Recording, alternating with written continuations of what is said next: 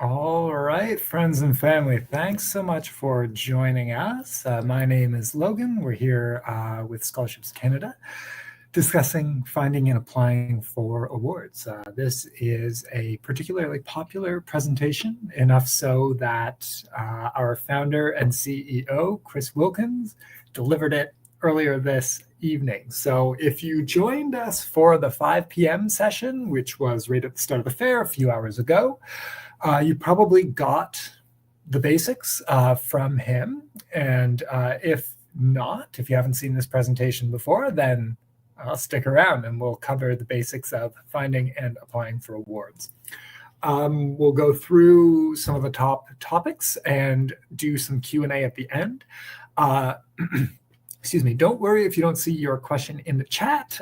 We will address them, as many as we can, at least, at the end of our sessions. So, Scholarships Canada, finding and applying for awards. Okay. Here's me. I am the managing editor here at Scholarships Canada.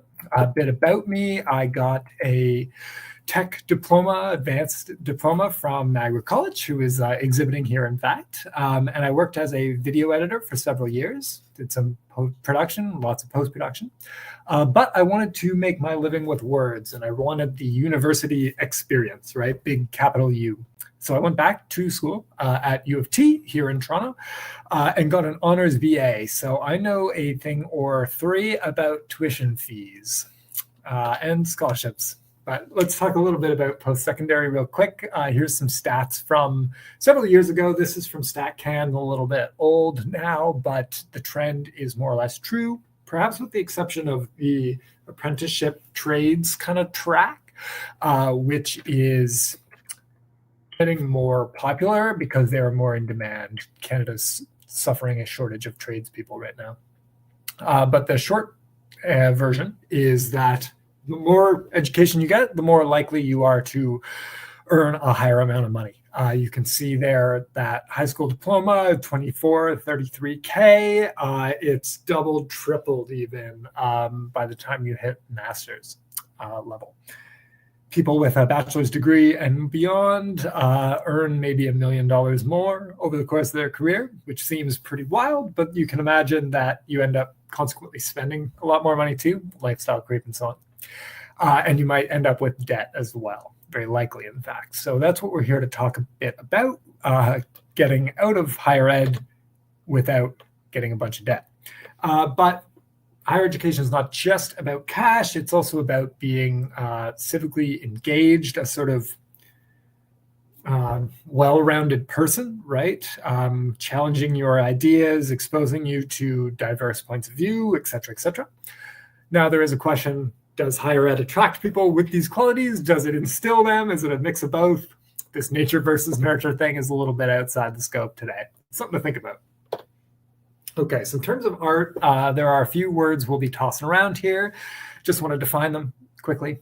Scholarship is a sort of general term, but so we use it essentially to mean money for school. More specifically, it's related to grades and accomplishments. You think about getting a scholarship to Harvard, right? Generally means you've probably got some pretty good grades. Bursary, by contrast, is related to financial need. It's much more about being low income, essentially. Now, what low income means in any given context can definitely vary. But bursaries are not interested in grades or accomplishments. They're interested in how empty your pockets are. Award is another kind of generic term, but it is more or less based on accomplishment, often extracurricular even. You might think of, I don't know, maybe you're a great angler, and so you get the fishing award from your local fishing association. You never know. And then a grant is a one-time support. They are not renewable. Renewable meaning money continues to fund you year in, year out. So scholarship, entrance scholarship, for example, might be renewable. You qualify in your first year and you keep your grades up, and so they give you more cash in your second year, third, fourth, right? Those are renewable. Grants typically are not renewable. It's sort of one time. It's often for something more like research, even at the research level. Say hello to WISP. What's key about all of these is that they are not repayable. So this is money that you get that you do not have to repay to anybody. So the more you can acquire, the better. How are you going to pay for everything? Well, it's a mix of all of these items, more or less for most people. Savings and work, if you're lucky enough to be in a position to have some time for a part-time job, then great. Family and parents, again, this is like very dependent on your luck, your circumstances. If your folks have cash to put away for you, if they have an RESP or whatever, if you're lucky, great. If you're not, too bad, really, right? Loans, a lot of people will end up with loans. There are student loans which come through the government provincially and federally. These are better for students because the repayment terms are much more forgiving, but it is still money you need to pay back. And myself, having been through tons of higher ed, I still have a few $1,000s of student loans to repay. Now, thankfully, they have no interest. We won't get too into the details, but if you have to take out a loan, it's not ideal because that's money that future you is paying for present you. Okay. And then scholarships and bursaries, we kind of talked about already. This is money that you don't have to pay back, that you get just for being who you are, and it helps you to pay for school. So let's talk a little bit about scholarships. $1,000 might not seem like a lot when your tuition might be $6,000 or $7,000 alone. Cost of living in the world is going up in Canada as well. But, you know, this $1,000 can go a decent way to some of these items like textbooks, your Metro Pass, assuming you are studying in person, phone bill, entertainment, right? The Ontario Student Assistance Program used to be known as the Ontario Stereo Acquisition Program, right? Because students would blow it. If you don't know what a stereo is, I've dated myself, don't worry. Scholarship MIDs will cover a few things. People often will sort of psych themselves out of scholarships. So we'll cover 5 MIDs. I don't have the grades. Well, that is important in some cases, but not many cases. A lot of the awards that we index on Scholarships Canada are not interested in your academic average. They are focused on other things. There's tons of competition. This is a yes and no thing. Lots of admins actually want more applications. Some admins get no applications at all. Now, Scholarships Canada, we do a little bit here to index the popularity of a given award, whether it's super low, super high. Ideally, you want to apply regardless of competition, but if you need to sort of hedge your bets, you want to go for stuff that is less popular. Myth 3, only schools give scholarships, definitely not true. A lot of the awards that we index come from non-educational admins, and this is more and more a focus for us as an organization. Finding awards from schools is, easy enough. You go to UCalgary's website and they've got all their awards listed there, fine. But what is not so easy to find are the awards from the hot tub guy, the forklift, whatever, right? There are many, many admins who are not affiliated with schools that offer scholarships, and they are not necessarily interested in which school you are attending. We'll get into some details in a bit. Okay, deadlines only in the spring, definitely not. We do see deadlines throughout the year. We see spikes in April and October for whatever reason, but this is just trend line kind of stuff. A lot of the awards that we see are January through December, right? Deadlines every month, depending on the award. So we do try to make that a little bit easier too. We'll get into it. And then financial need. Only about a third of the awards that we talk about are interested in financial need. This basically means something different to different admins.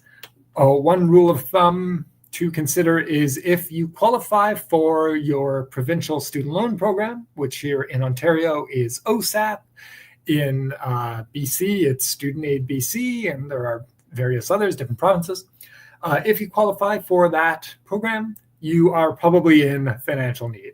I'm aware of some awards that essentially use your OSAP estimate as the delineation. So it's a sort of rule of thumb thing. But with the cost of living growing, more and more people do seem to be in financial need. Okay, so here's just a recap, but one thing we don't talk about too much, or it's slid in there at the end, is you can't win if you don't apply.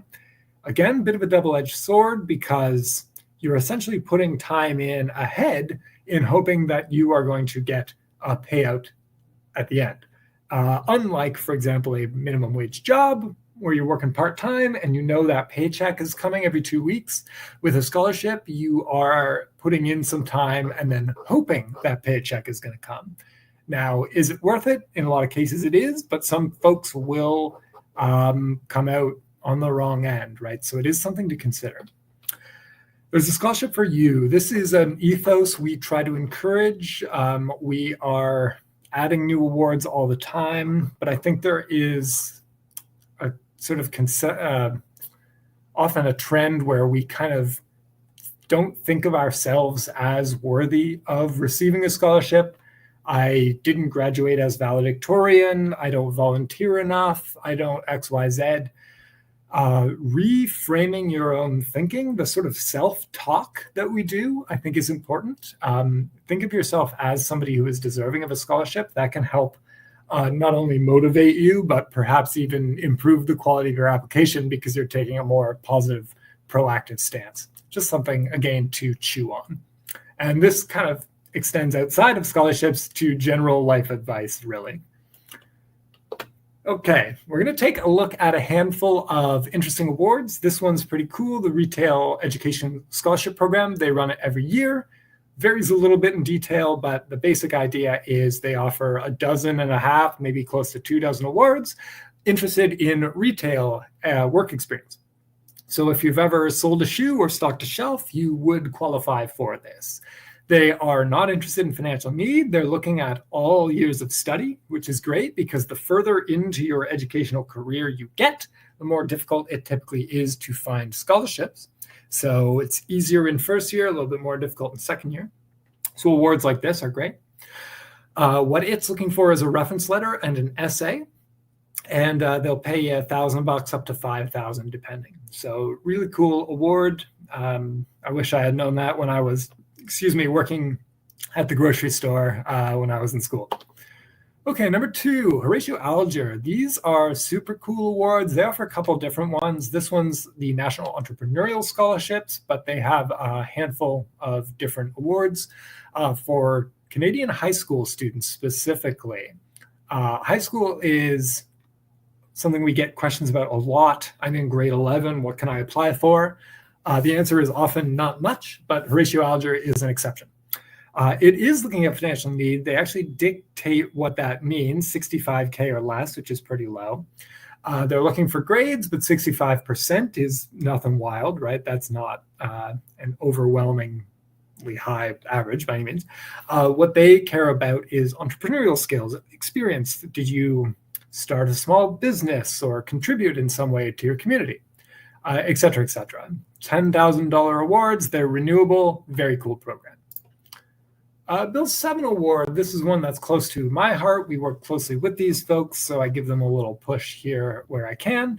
It's specifically for members of the LGBTQ community, so 2S LGBTQ+, et cetera. Specifically financial need and for first-time people in Ontario College or University. So this one's great. There might be other comparable programs in different parts of the country. And this one is a school award, but I highlight it because it is friggin' amazing. This is Mount Allison University, which you might not have heard of, which is part of the reason why they offer such an attractive scholarship program. It's aimed at high school grads. It's a big application with several reference letters and an essay, but it's worth $12,000 per year, and it's renewable for each year of your degree. Plus, you'll get a paid internship. So schools like these, well, most universities and college really, are essentially competing with one another to attract quality applicants. And schools like Mount Allison that don't have the brand recognition of a University of BC or University of Toronto or McGill, they need to work that much harder to encourage great students to apply. So they offer cool programs like this. All right. So you may be wondering where you should start as an applicant. And I'm just going to approve a couple of questions here. We'll come back to them at the end, as I mentioned.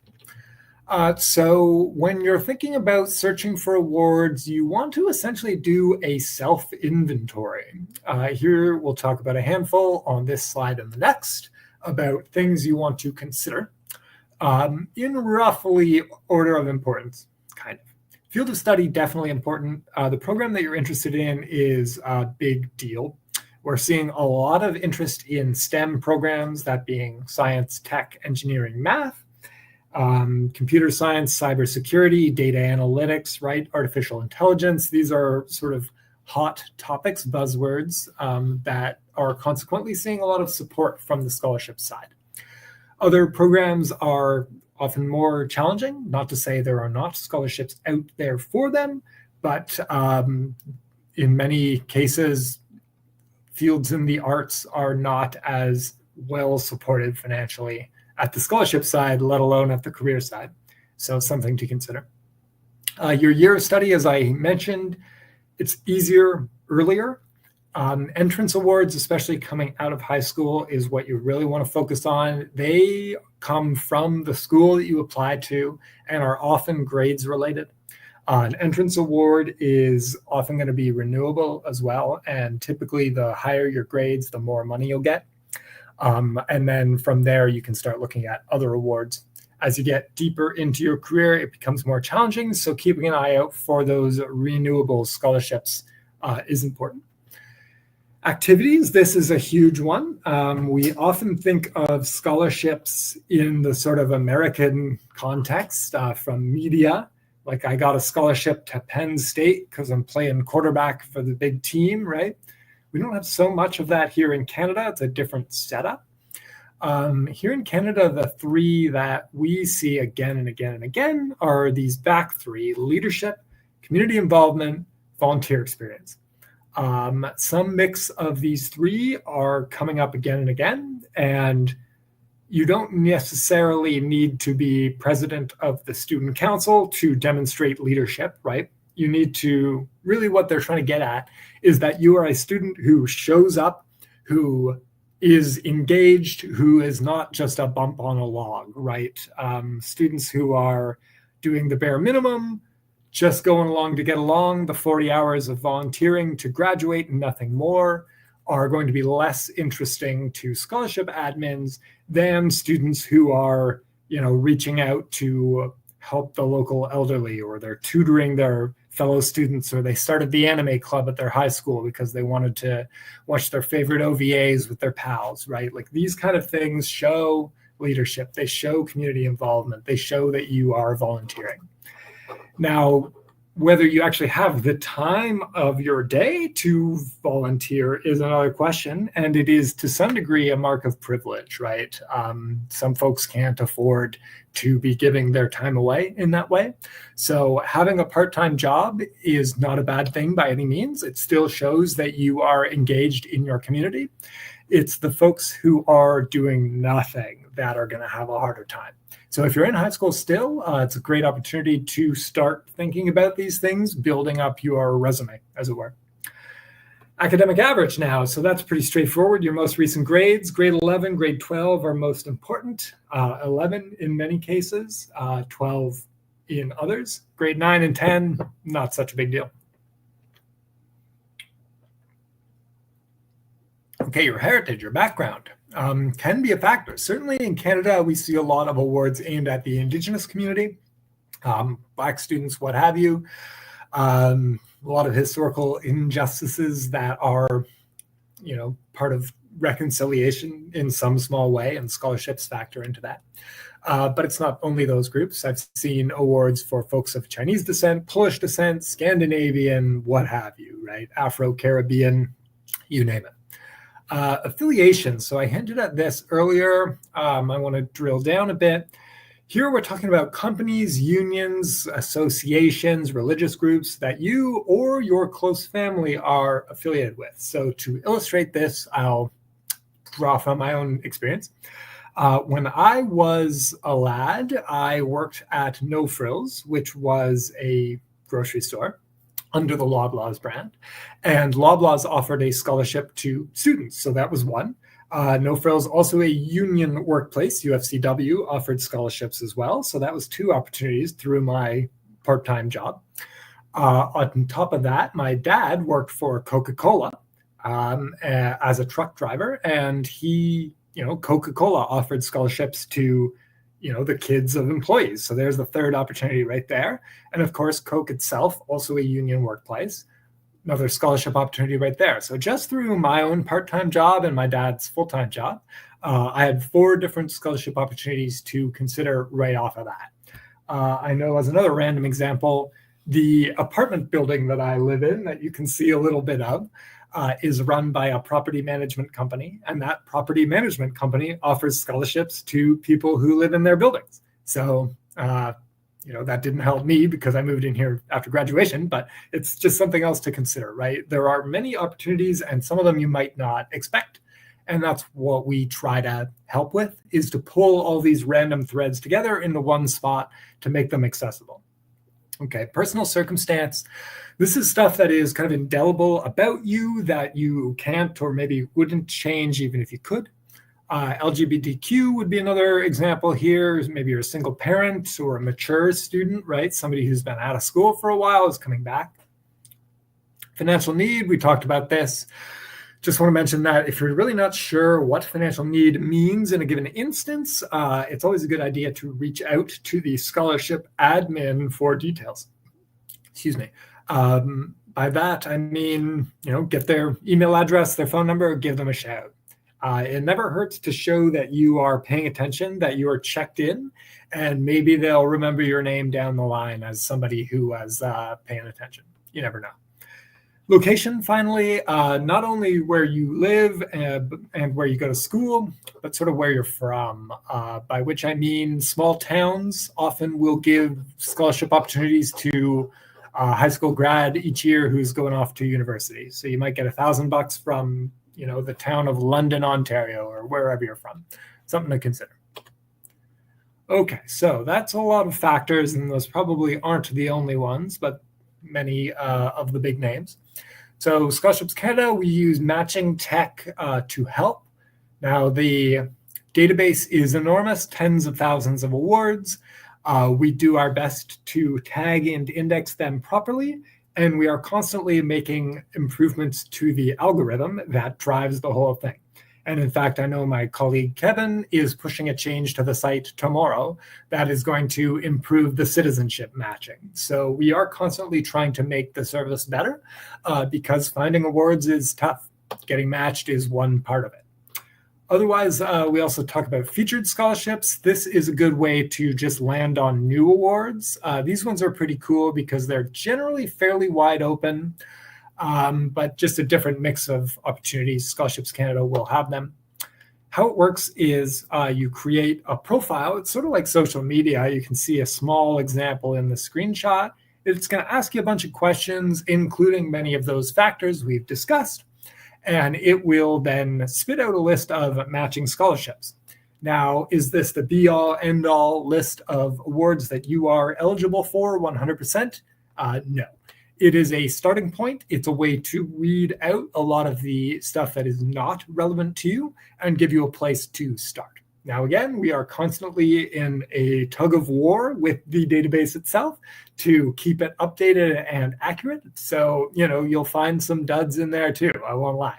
But it's still a lot easier than trying to think of all these factors and keying them into Google. Okay. We also offer subscriptions, of course. There's a bunch of them. The newsletter is good. But the main one is the Scholarship Deadline Alerts. This is a monthly email that flags awards that match you with a deadline in the next 30, 40 days. And it'll just say, hey, bud, you've got X, Y, and Z is closing soon. Seems like you might qualify. You probably want to give it a look. So if nothing else, check out the Deadline Alerts. Matching scholarships, we just discussed this. You can sort and filter them, check them, apply directly from the links, etc. You can also, of course, use the search and filters. Keywords are important. Field of study is a big one. You generally want to try different combinations. So if you're interested in engineering, you want to try STEM, you want to try engineer. I don't know, civil engineering exam, for example, if you know the specific field. Otherwise, I would advocate starting general and narrowing in, but give it a try, see what you come up with. Okay, some general tips. Getting motivated. It's a bit of a drag, but scholarship searching is sort of like going to the gym or studying for an exam. You don't get ripped overnight. You can't get a jacked physique after just crushing the gym for a couple of days, nor do you necessarily score 100% on final exam just by staying up all night. Maybe you will in some cases, often you won't. So putting a little bit of time in regularly, kind of treating it like a part-time job, is not a bad idea. Scholarships Canada, we do try to help by setting up your profile and modifying it and checking in now and again. You can find different awards because the crop is constantly cycling. The deadline alert email may help as well, of course. Understanding the requirements, it's not worth your time to apply for awards that you're not eligible for. When you're not sure, contact the award admin. Most of the listings we have will have, at the very least, an email or phone number. You can reach out and say, hey, what's the deal with X? And maybe they'll get back to you. Applying to smaller awards, less competition, always a good idea. There are a handful of really big awards in Canada. We're talking $50K, $70K, $100,000 a year, maybe. These are the exception. They're super hard to actually receive. So going for those awards that are worth $750, $1,500 might not seem like a lot, but again, this is money you don't have to pay back. And when you think about how many hours of minimum wage work it might actually take to earn $1,500, it might well be worth spending a couple hours to apply. That said, you want to be prepared ahead of time. Reference letters, personal statements, cover letters, and resumes. We'll talk a bit about these boilerplate documents, but in many cases, you can essentially prep them ahead of time and reuse them. Most admins won't mind if your reference letter says, Dear Admin A, and you send it to Admin B. Now, some really high competition awards may actually care about that and won't want to see a letter that's addressed to Admin A if you are sending to Admin B. So definitely be careful with that. But personal statements, cover letters, and resumes, for sure, you can prepare ahead of time. And then don't give up. Again, it's that sort of gambling aspect, right? There is a little bit of a cross your fingers and hope for the best kind of vibe. The actual percentage of people who will receive awards is probably in the 33-40% range. Many will not. So if you are not receiving the first couple, you want to keep trying because hopefully it's going to work out for you. But for some folks, it might not. So it's important to be realistic as well. Okay, boilerplate docs. We get this question a lot, so I want to talk about this. Having these ready. You want to have at least a resume, personal statement, and a couple of references. For your resume, 1 page is all you need. I've reviewed 1 million resumes. No one likes it. We scan them. You want your info to be easy to read, easy to digest. Do not overwhelm people with a ton of information. Don't include a photo. Don't include your objective or your summary. We don't care. We want to know what you've done, your experiences, your education, your volunteer. That's basically it. Personal statement, that's where you get into your personality, who you are as an individual. Generally, you want to have about 500 words at the ready, and we'll talk about what those 500 words should contain in just a sec. Otherwise, references, you want to have at least 2, maybe 3. Often 1 academic and 1 more personal is okay, sort of character-based, right? But what you don't want to do is go to your best friend and your mom and dad. You want people like teachers, coaches, volunteers, supervisors, religious figures, those kind of people. People who know you well, but are not like attached to you in the same way that your friends and family are. I hope that makes sense. If possible, you want to customize these docs for each award you apply to. The personal statement being the main one. Reference letters, you generally don't want to edit somebody else's words. But your resume, you can emphasize and de-emphasize certain aspects depending on what you're looking at. And of course, some scholarships won't care about any of this anyway. The personal statement is the main one. So, personal statement. When in doubt, you can go home and start writing your personal statement, today, right after this session. Even if you don't know what award you're applying to yet, by thinking about these questions and formulating a strong couple of pages that showcase your personality and your uniqueness, you can get a great personal statement started. So first off, who are you? What is your background? What's your history? How do you self-identify? Give us your elevator pitch, right? In a nutshell, who the heck are you? Okay, what are your goals, right? We know a bit about you, but what do you want to do next? Where are you going? What do you want to achieve? Especially in context of, your education, right? Why are you pursuing what you're pursuing? What would receiving the award mean to you? How would taking home the scholarship from Admin X actually improve your life? And just as importantly, how would it improve the life of your community? This might be your family, your loved ones, the neighbors, the old folks you volunteer with, right? Like, how are you going to impact the people around you by receiving the award? If you can tell a compelling story in a short amount of time while sharing a bit about what makes you you, you are well on your way to having a strong personal statement that you can use for many scholarships to come. Okay, otherwise we do have some tips and FAQs. Not going to get too into these details, but you can find lots of questions about eligibility, awarding, blah, blah, blah on Scholarships Canada, lots of tips and so on. We've got social media, of course. Insta's pretty cool, probably the best spot. We're looking at getting back into TikTok. We'll see. School Finder, quick plug. This is our sister site. It's not so much focused on scholarships. It is interested instead in programs and schools, right? So if you're not sure where you want to study, what you want to study, that's what School Finder's for.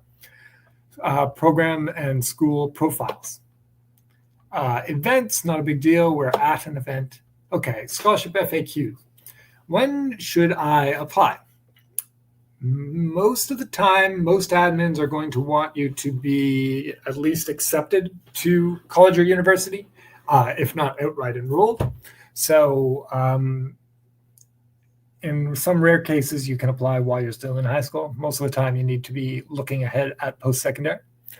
Awards for people in the trades, yeah, they are. They're becoming slightly more common, but they're still not super popular because of the way that the trades programs are set up.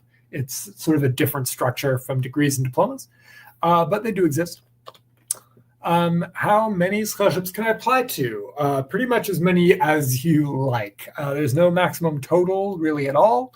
The only real exception might be if Scholarship Admin X gives you an award, they probably won't give you another award, right? But Scholarship Admin Y will. So keep that in mind.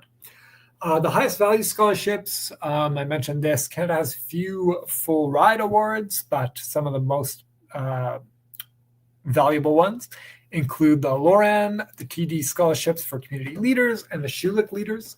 Schulich also introduced a trades award recently, skilled trades. So that's pretty cool if you're looking at the apprenticeship route.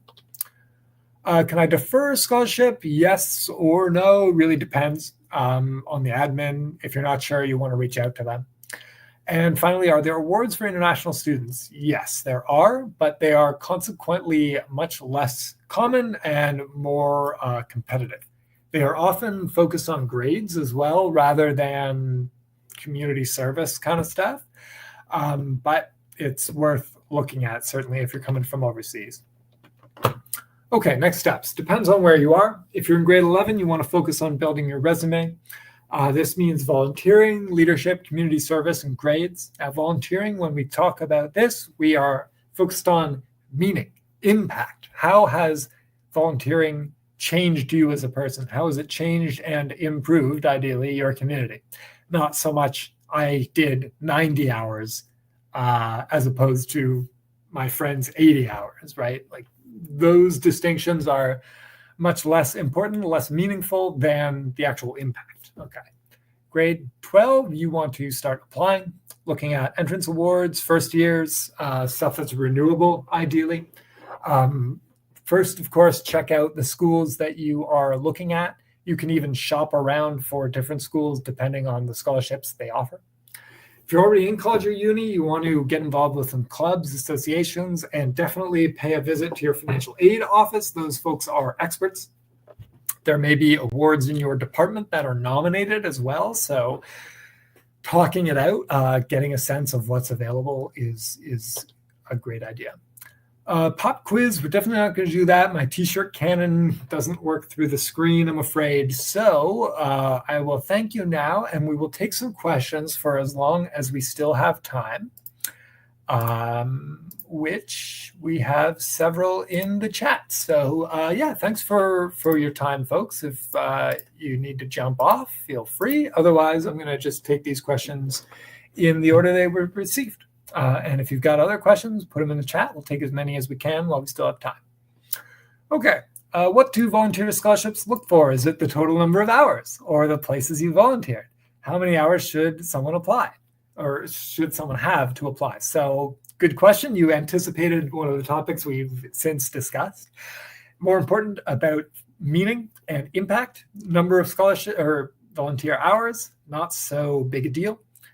Again, if I see one person has 100 hours and another person has 110, is that meaningful to me? Not really, right? It's more about how you have impacted your community, I would say. Do students apply once a year for most scholarships? Yeah, good question. Yes, essentially most scholarships are on a sort of annual cycle. So if the deadline might be in April each year, so you would apply in April. If it's renewable, you may need to reapply every year. You may not. It really depends on the award. But like I say, there are deadlines throughout the year, so different awards will conclude at different times. Who to ask for a reference? Yeah, so I sort of alluded to this. Teachers, coaches, religious figures, volunteer supervisors, your boss at work, like these are good people. Principal at school, maybe that kind of thing. How do universities know that you've gotten the scholarships? Interesting question. A lot of admins will actually send cash directly to your school to credit your tuition account, or they may just send you a check, in which case the school doesn't really care necessarily, right? As long as you've got the money to pay for tuition, they don't care whether it came from a scholarship or your part-time job or robbing a bank, right? As long as you got the coin. International student in Canada here. Notice a lot of scholarships require domestic status or permanent residency. Are there also lots of financial aids for international students? Yeah, so good eye, you're right. Probably 80% or more of the awards here in Canada are aimed at Canadian citizens or permanent residents, so PR. Which is not the case for international students, which is sort of study permit type thing, right? So as an international student, you've got a double-bladed sword in that your tuition fees are higher and your scholarship opportunities are lower. It's not to say they don't exist, they just are definitely fewer in number and consequently more challenging to get hold of. We are, as an organization, trying to encourage admins to offer more awards to international students. But it's tough because a lot of schools are sort of using international students to subsidize costs by virtue of the huge tuition. So they don't necessarily want to offer deep scholarship discounts. That's not to say they don't happen. And I know offhand that Western University right now is pushing some pretty amazing international awards. I'll even put one in the chat just because I have it handy. So they do exist. They're just harder to find, I'm sorry to say. How do you know you've received the scholarship? Where do you receive it? Good question. Generally, you'll get an email or a phone call from the admin. If it's an award from the school directly, they might just send you a letter or an email and either credit your account directly, which is to say they will pay the school and the school will take X dollars off of your balance owing. And in some cases, the scholarship admin might just mail you a check. We've run many programs where eventually, you get in the mail a check for $2,000, right? So it really depends. In that case, yeah, you'll just get the money in your bank account. How much does a household make to qualify for financial need? Definitely address this. It varies. A good rule of thumb is qualifying for your provincial student loan association type thing, OSAP here in Ontario. What does the resume look like? Or is it different depending on scholarships? Yeah, good question. For students, we often recommend what is called a functional resume because students often don't have a ton of work experience. If you try to do a classic, here's where I've worked type resume, it might look kind of thin. So you can look up functional resumes or skill-based resumes online. You'll find lots of examples. We've got advice on School Finder as well. Here's one random article on the topic. And yeah, depending on the emphasis of the scholarship program itself, you may want to highlight certain skills or experiences. So yeah, it's hard to think of a great example offhand, but maybe if you're looking at an award for personal support workers, you really want to put high on your resume that you volunteered at the old folks' home, right? Because that is directly comparable. I hope that helps. Generally, you want to edit your resume a little bit if you can.